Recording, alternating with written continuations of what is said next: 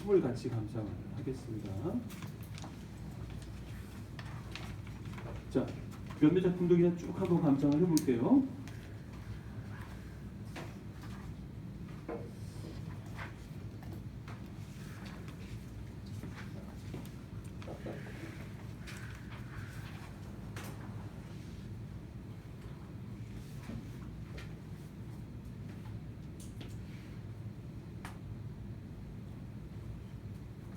자, 너무나 친숙한 작품들이죠, 그죠?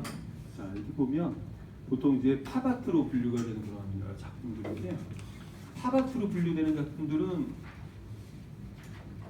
보수적인 관점에서 보면 예술 작품 같지가 않아요, 그죠? 자, 이거 그 리텐슈타인의 이 작품 보면 그 만화 같아요, 만화. 그리고 보면 지문도 있어. 이 만화를 보면 실제로 지문이 있잖아요, 그죠? 그 I don't care, I'd rather sing than call bread for help. 뭔 상황인지 모르겠는데 가만히 보니까 브래드에게 도움을 요청하더니 차라리 가라앉고 말겠대.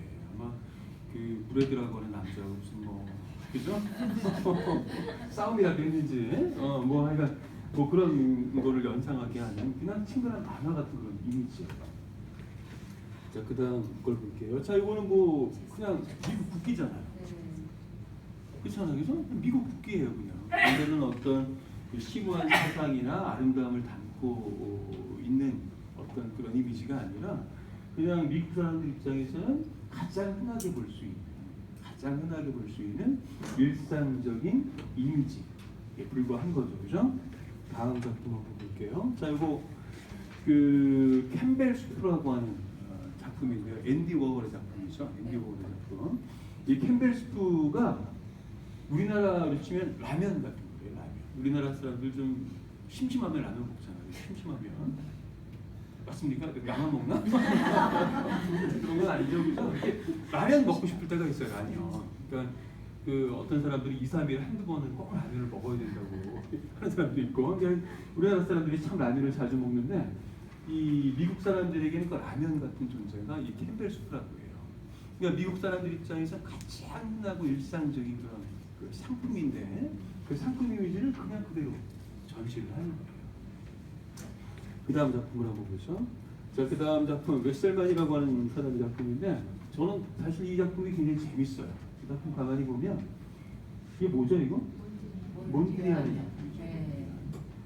그 다음에 이거 보면 약간 별 있고 사회주의 형량 그죠? 연상케 하는 뭐 그런 이미지도 있고. 그 참고로 저는 이 몬드리안의 작품을 별로 안 좋아해요. 어릴 때 처음 봤을 때도 싫었고 지금도 싫습니다. 너무 기하학적이야. 예술이라고 하는 게 좀 자유분방한 맛이 있어야 되는데 너무 기하학적이 딱 정해져 있는 그런 느낌이 들어서 별로 안 좋아했어요. 근데 그 제가 좋아하는 그런 예술가 가운데 칼더라고 하는 분이 있어요. 칼더. 제가 우리는 모두 예술가라는 책에서 칼더 이야기를 좀 많이 했는데 그 모빌이라고 하시죠, 모빌. 네. 움직이는 조각. 그 움직이는 조각을 창안한 그 예술가예요. 굉장히 천진난만한 느낌을 주는 그런 조각인데 그 바탕에 굉장히 심오한 철학이 깔려 있기도 해요. 그 칼더 이야기도 제가 혹시 나중에 기회가 되면 우리 이번 강의 시리즈에서는 못할 이야기인 것 같고 나중에 혹시 기회가 되면 말씀을 드릴게요. 근데 제가 어릴 때부터 그 칼더를 굉장히 좋아했는데 그 칼더는 몬드리안을 또 굉장히 좋아해요. 몬드리안 영향을 굉장히 많이 받았어요. 그래서 그 칼더 때문에 몬드리안을 좋아하려고 저도 굉장히 노력을 했는데 잘 안 돼요. 근데 어쨌거나 이 몬드리안의 이 예술의 바탕에는 철학이 깔려 있어요. 철학. 그 몬드리안은 플라톤, 신플라톤주의 등등에 심취해 있는 그런 그 인물로 알려져 있었고 예술 작품이 진정으로 표현해야만 하는 것은 가시적인 것이 아니라 비가시적인 이데아, 이념적인 것이다라고 하는 그런 입장을 가지고 있었던 굉장히 철학적인 성향이 강했던 그런 예술가. 근데 그런 심오한 정신을 담고 있는 예술 작품이 그냥 가장 일상적이고 장식적인 이미지에 불과한 것으로 바뀌어버렸어요. 현대사회에서. 이 저 빵이 있고 뭐 이게 맥주병인가요? 맥주병이 있고 그다음에 뭐 바나나가 있고 가장 일상적이고 친근한 식품들이잖아, 그죠? 그 식품들을 위해 하나의 장식품으로서 몬드리안의 그림이 여기 들어가 있는 거예요. 자, 그 다음 작품도 한번 볼게요. 자, 이 작품은 데이비드 호크니의 작품인데 사실 대다수 미술사 책에서 데이비드 호크니를 영국 팝 아티스트로 소개를 하기 때문에 저도 이 이미지를 가져와서 이제 일단 보여드리는데 그 데이비드 호크니가 팝 아티스트로 분류될 수 있는지는 조금 의문의 여지가 있어요. 그래서 사실 데이비드 호크니의 작품 세계가 여러 번 바뀌어요. 그 데이비드 호크니는 영국 람실 아카데미에서 제대로 된 미술 수업을 받은 사람이고 그래서 그런지 이 색깔이나 형태는 좀 현대적이고 파각적인 느낌을 주기는 하지만 굉장히 고전주의적이에요. 이 고전주의 작품 같이 감상을 해봤죠, 그죠? 다비드나 에밀 같은 사람들의 작품들을 보면 얼마나 가지런해요. 작품들이 굉장히 정적이고 엄숙한 느낌을 주는 그리고 완벽한 형상미가 느껴지는 그런 작품들인데 데이비드 호크니가 젊은 시절에 그린 그림들을 보면 대부분 다 그래요. 대부분 다. 그리고 그 제가 뭐 그림을 전공하는 사람은 아니지만 데이비드 호크니의 그림을 볼 때마다 감탄을 하게 돼요. 너무나 완벽해요. 다른 거 다 떠나서 요 작품 요 이미지 말고 다른 이미지들도 그렇고 이렇게 보면 그림을 너무나 잘 그립니다. 데이비드 호크니는 단순한 팝 아티스트로 분류되기 좀 어려운 사람이고요. 그다음에 그 80년대 이후에 이 데이비드 호크니의 그림 세계가 굉장히 많이 이제 바뀌게 되는데 그때 보면 우리 그 세잔 같이 공부하면서 그죠? 이 세잔에게서 나타나는 그 원근감이라고 하는 게 어떤 의미를 지니는지 같이 이야기를 나눠봤어요, 그죠? 다양한 원근감들이 나요. 우리가 보통 생각하는 원근감이라고 하는 건 우리의 의식에 의해서 우리의 정신에 의해서 가지런하게 통일된 원근감이에요. 통일된. 근데 세잔의 미화에서는 원근감이라고 하는 게 굉장히 분산되면서도 동시에 하나를 어떤 통일성을 이루는 기묘한 방식으로 그 원근감이 구현된다라고 하는 말씀 드렸어요, 그죠? 근데 이 호크니가 80년대에 그린 작품들을 보면 그래요. 세잔이나 이체파 영향을 받으면서 이제 크게 작품 세계가 바뀌기 시작을 하는데 80년대 그린 그림들을 보면 그렇습니다. 굉장히 재밌는 작가예요. 굉장히 그리고 참고로 지금 그 서울시립미술관에서 데이비드 호크니전이 열리고 있어요. 한번 시간이 되시면 꼭 한번 가서 보세요. 흔한 기회가 아니에요. 다시 한번 말씀드리지만 단순한 팝 아티스트가 아니에요. 사실 팝 아트 작품들은 전시관에 가서 봐야 되나 라는 느낌이 그죠? 너무나 대중적이고 친근한 그런 이미지이기 때문에 사실 뭐 일부러 시간 내서 이렇게 가서 이렇게 보면 좀 시간이 아깝다는 느낌이 들 수가 있어요, 그죠? 근데 데이비드 호크니는 아까도 말씀드린 것처럼 그림을 너무나 잘 그리고 완벽하게 그리는 사람이기 때문에 실제로 가서 봐야 돼요, 사실. 이런 조그만 이미지로는 데이비드 호크니가 어떤 그 화가인지 제대로 파악할 수가 없습니다. 그러니까 지금 서울시 미술관에서 하니까 꼭 한번 가서 보세요.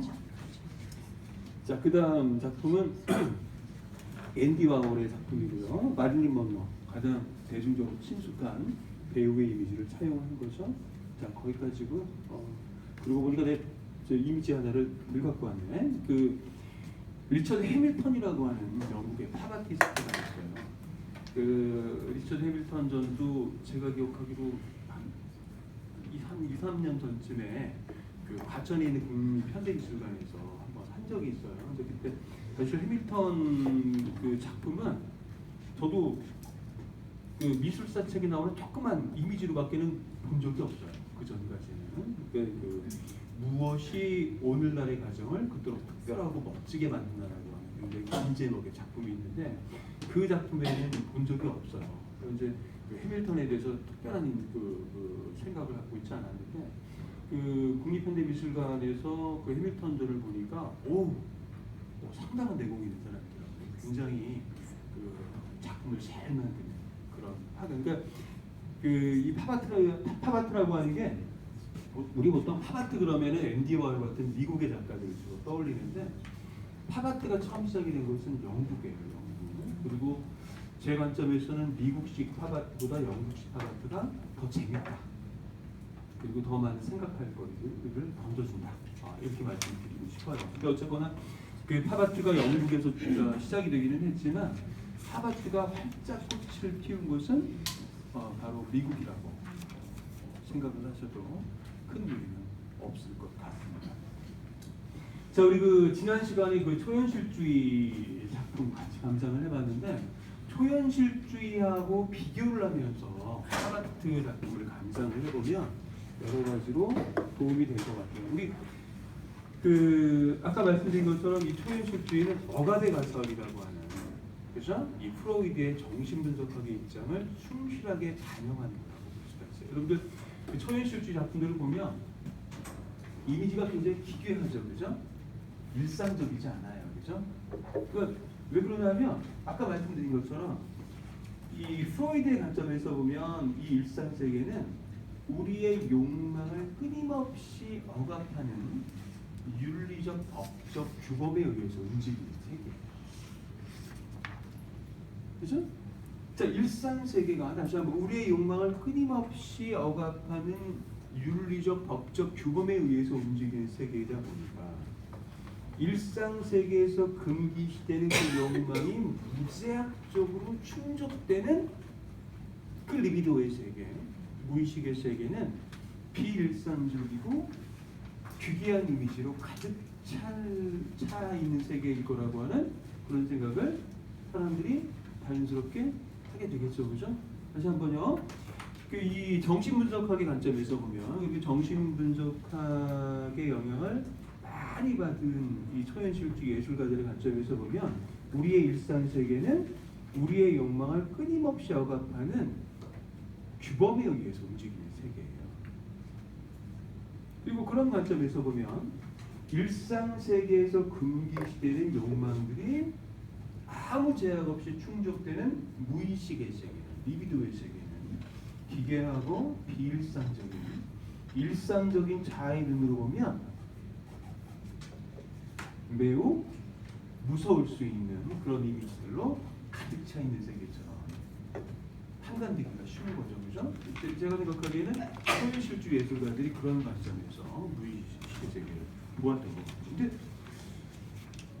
삼각대상국 아까 말씀드린 것처럼 일상 세계는 욕망이 억압되기만 하는 세계가 아니에요, 사실은. 그렇잖아요, 그죠? 아까 말씀드린 것처럼 욕망을 억압하기만 하면 결국 폭발하게 돼 있어. 권력을 가지고 있는 사람들이 이 국민들의 욕망을 무조건 억압하기만 하면 그러면 그 불평불만이 폭발적으로 결국에는 나타나게 되어 있는 거죠. 그러니까 그 권력을 가지고 있는 사람들은 예나 지금이나 국민들의 욕망이 권력을 위협하지 않는 방향에서 충족되게끔 몰아주는 그런 경향을 갖게 된다는 거죠. 그다음에 이 무의식에 대해서도 우리 한번 생각을 해요. 우리 무의식이라고 하는 건 이 프로이드가 말하는 그 무의식이라고 하는 것도 우리가 살면서 경험하는 것들을 바탕으로 해서 형성되는 거예요, 그죠? 사실 저는 무의식이라는 말을 별로 안 좋아해요. 무의식, 그 꿈의 세계, 그 무의식의 세계예요. 의식의 세계죠. 다만 잠재되어 있다가 우리가 꿈을 꿀 때 우리가 의식할 수 있는, 우리가 지각할 수 있는 어떤 것으로서 나타나는 그런 이미지들의 세계라고 볼 수가 있어요. 그렇잖아요, 그죠? 그렇잖아요. 그러니까 사실 개인적으로는 무의식이라고 하는 말을 사용하기보다는 잠재의식이라고 하는 말을 사용하는 게 더 맞다라는 판단을 한번 해보는데, 어쨌거나 다시 한번 이 프로이드가 말하는 이 무의식의 세계라고 하는 것도 우리의 일상적인 삶의 경험에 근거를 두고 형성되는 거예요. 결국 우리가 살면서 경험하는 이런저런 것들이 무의식의 층위 아래로 가라앉는 거예요. 그래서 우리가 살면서 대부분의 시간을 어디에서 보내죠?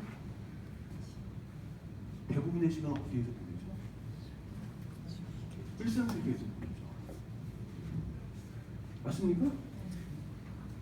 우리가 태어나서 경험하는 모든 것들은 일상 세계에서 일어나요. 우리 전에 하이데거의 그 일상 세계 개념 같이 살펴본 적이 있잖아요, 그죠? 하이데거의 관점에서 보면 인간에게는 두 종류의 자기가 있어요, 그죠? 본래적인 자기가 있고 비본래적인 자기가 있어요. 근데 하이데거가 말하는 이 비본래적인 자기는 극복할 대상이 아니에요. 하이데거를 잘못 공부한 사람들은 자꾸 그렇게 이야기를 해. 우리에게는 이 비본래적인 자기가 있는데 비본래적인 자기를 극복하고 본래성을 회복을 해야 된다는 식으로 이 하이데거의 철학을 소개하는 사람들이 많이 있어요. 근데 대단히 잘못된 설명입니다. 이 비본래성이라고 하는 건, 일상적인 자기라고 하는 건 누구에게나 있을 수밖에 없습니다. 누구나 일상적이고 비본래적인 가치로 비본래적인 자기로서 삶을 꾸려갈 수밖에 없어요. 하이데거의 관점에서 보면 성인군자조차도 자기만의 일상 세계를 지니기 마련이고 일상적인 비본래적인 자기로서 삶과 세계를 바라보는 경향을 가질 수밖에 없어요.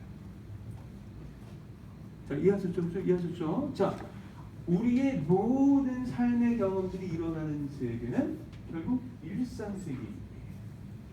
그리고 무의식의 세계라는 건 역시 우리의 삶의 경험을 반영하면서 형성되는 세계일 수밖에 없기에 우리의 무의식의 세계 역시 일상적이고 친숙한 이미지로 가득 차 있는 세계라고 볼 수 있지 않을까라는 생각을 개인적으로 한번 해봐요.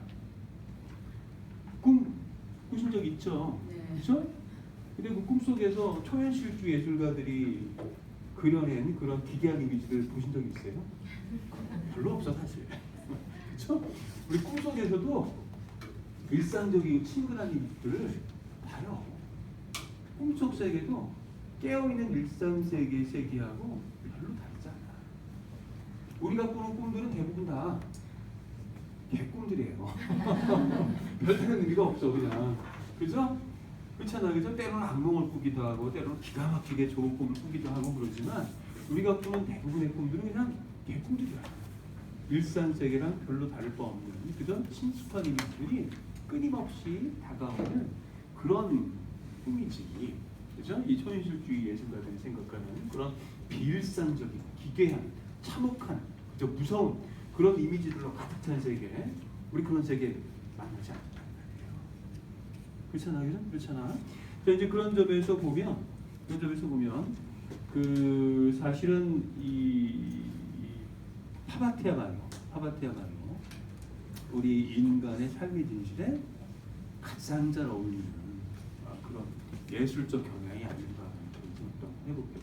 솔직히 말하면 저는 팝아트 별로 안 좋아해요.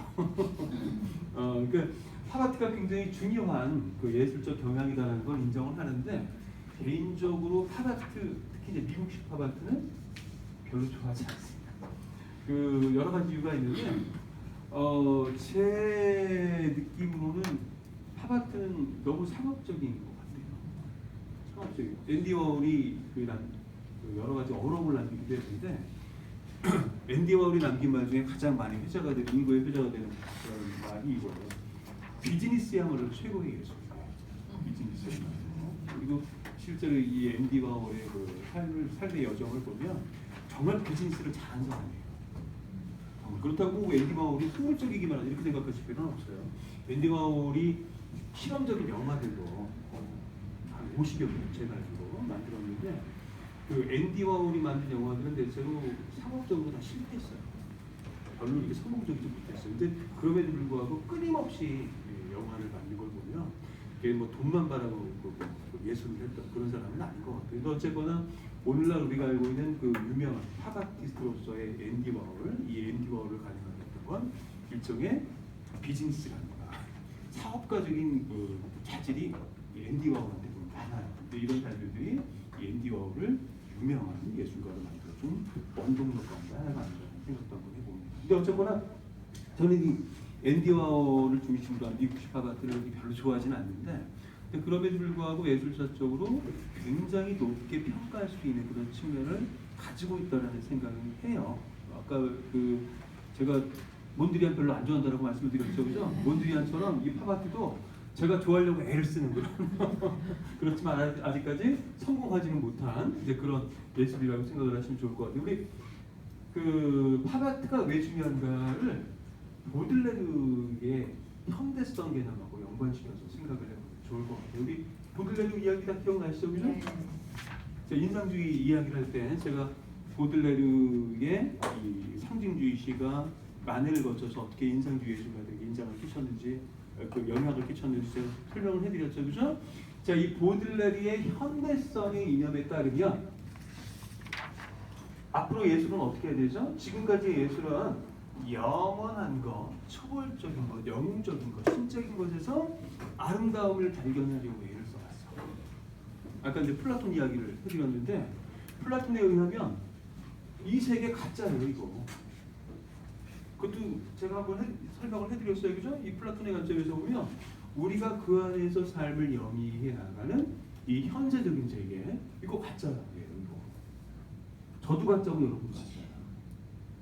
이해하셨죠, 그죠? 개별적이고 구체적인 모든 존재자들은 플라톤의 관점에서 보면 참되지 못한 참으로 존재한다라는 말을 붙일 수 없는 가짜들에 불과해요. 플라톤의 관점에서 보면 참된 존재는 이데아예요. 우리 눈에 보이지 않는 이데아의 세계는 영원 불변하는 세계로서 초월적인 세계로서 참으로 존재하는 거지만 개별적인 사물들의 세계 생겨났다가 끊임없이 변화해 가다가 결국에는 없어질 수밖에 없는, 그죠? 개별적인 사물들의 세계 전부 다 가짜. 저도 그렇고 여러분들도 그렇고 한 번 태어나는가 하면 언젠가는 죽을 수밖에 없는 그런 운명을 안고 있잖아요, 그죠? 그렇잖아요, 그죠? 맞습니까? 네. 자, 하이데거에 따르면 뭐 하이데거 이야기할 필요도 없죠. 사실은 우리 인간은 죽을 자로서 여기 있는 거예요. 그죠? 뭐 하이데거의 말이가 거창하게 들릴지 몰라도 사실 누구나 다 여기 있는 거야, 그죠? 다시 한번 우리는 누구나 다 죽을 자로서 여기 있어요. 우리가 죽을 자로서 여기 있다라고 하는 건 우리의 삶이 무상하다는 거야. 영원하지 않다는 거야. 그죠? 근데 플라톤의 관점에서 보면 다시 한번 이 무상한 모든 것들은, 영원하지 못한 모든 것들은 다 가짜예요. 저도 가짜고 여러분 그 관점에서 보면. 근데 이 플라톤의 주장에 따르면 오직 참된 존재만이 참으로 아름다울 수가 있어. 자, 진선미의 일치. 고대 그리스인들은 진선미의 일치를 삶의 이상으로 생각했다는 이야기 흔히 하잖아요, 그죠? 근데 진선미가 완벽하게 일치하는 그것, 이데아의 세계예요. 이해하셨죠, 그죠? 오직 초월적인 이데아의 세계만이 진, 선, 미가 완벽하게 일치하는 그런 세계일 수 있단 말이야. 이 현재적인 세계, 우리가 삶을 꾸려가는 이 세계는 참된 진리도, 참된 선도, 참된 아름다움도 허용되지 않는 세계란 말이에요. 그렇죠? 자, 이 플라톤의 이데아론에서도 우리가 알 수 있는 것처럼 전통적으로 특히 이 서양의 철학자들과 예술가들은 무언가 초월적인 것에서, 비현재적인 것에서, 영원한 것에서, 그렇죠? 아름다움을 발견하려고 애를 썼단 말이에요. 그러니까 그 관점에서 보면 우리 눈에 보이는 모든 아름다움은 참된 아름다움의 불완전한 상징과 알레고리에 불과해. 이해하셨죠? 그죠? 다시 한번 전통적인 서양 예술가들과 철학자들의 관점에서 보면 우리 눈에 보이는 모든 아름다움은 참된 아름다움의 불완전한 상징과 알레고리에 불과하단 말이에요. 그렇죠? 근데 보들레르가 뭐라고 이야기를 했어요? 지금부터 예술가들은 더 이상 영원한 것, 초월적인 것에서 아름다움을 발견하려고 하면 안 돼.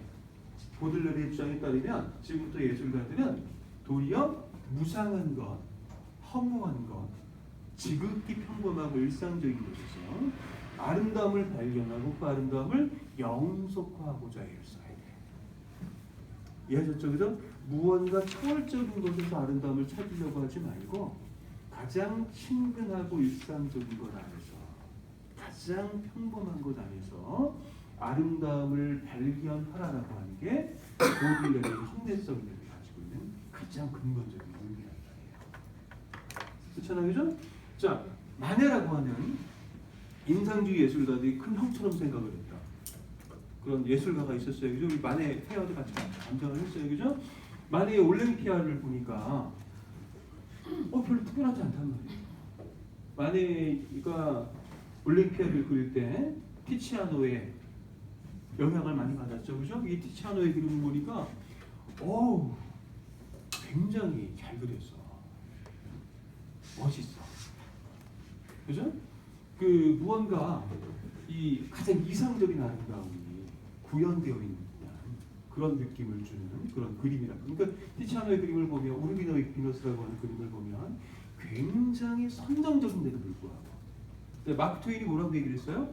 가장 음란한 그림이에요.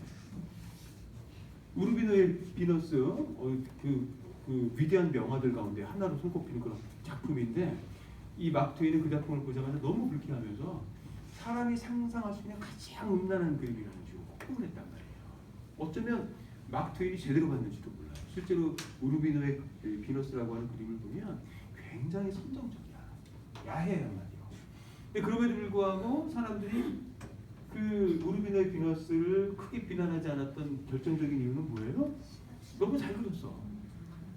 무언가 이상적이고 고전적인 아름다움이라고 할 만한 것이 어쨌거나 발견되기는 한단 말이에요, 그죠? 그거 하나로 넘어간 거예요, 그죠? 근데 마네가 그린 그 올랭피아를 보니까 어떻습니까? 별로 야하지도 않고, 솔직히 말해서 별로 아름답지도 않아. 그래서 우리 일상 세계에서 흔히 볼 수 있는 평범한 여자 하나가 옷을 벗고 빤히 나를 쳐다보고 있는 것 같은 느낌을 주는 그냥 그런 그림이에요. 사실 이 마네의 올림피아라고 하는 그림을 통해서 저는 제가 생각하기에는 보들레르의 현대성의 이념이 회화적으로 잘 구현이 됐다고 봐요. 이해하셨죠, 그죠? 마네의 올림피아야말로 다시 한번 초월적인 것, 신적인 것, 무언가, 그죠? 영웅적인 것에서 아름다움을 발견하려고 애쓸 것이 아니라 지극히 더덥고 허무한 것, 일상적이고 평범한 것 안에서 아름다움을 발견하고 그 아름다움을 영속화하라고 하는 보들레르의 현대성의 이념이 마네의 그 올랭피아라고 하는 그림을 통해서 제가 생각하기엔 잘 구현이 되었단 말이에요. 근데 그런 관점에서 팝아트도 이해할 수 있지 않을까? 그렇잖아요, 그죠? 팝아트도 이해할 수 있지 않을까? 지극히 평범하고 일상적인 이미지들이에요. 다시 한번, 지극히 평범하고 일상적인 이미지들이에요. 영웅적인 어떤 기상이 느껴지는 것도 아니고, 그죠? 어떤 신성한 기운이 느껴지는 것도 아니고, 어떤 절묘한, 그죠? 절묘한 자연의 아름다움 같은 것들이 느껴지는 것도 아니고, 그냥 지극히 평범해. 그죠?